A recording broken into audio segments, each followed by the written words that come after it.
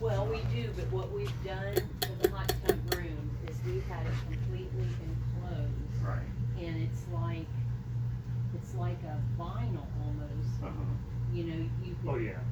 but yet it has the screen, so So you can pull it up. it's stack it and down, and we get air, but we only have one fan out there, and, yeah, it needs to be replaced, and I want it to be one that, Very strong. yeah.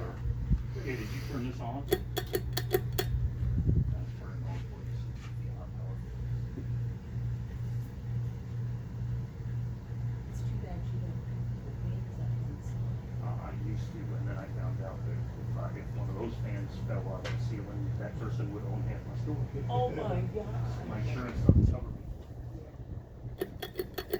And I'm in here 48 hours a week, so when I was doing it, I was working 60, 70-hour weeks, because I'd have to leave at 8 in the morning to go do that stuff. It has 3 speeds. Yeah, that was high.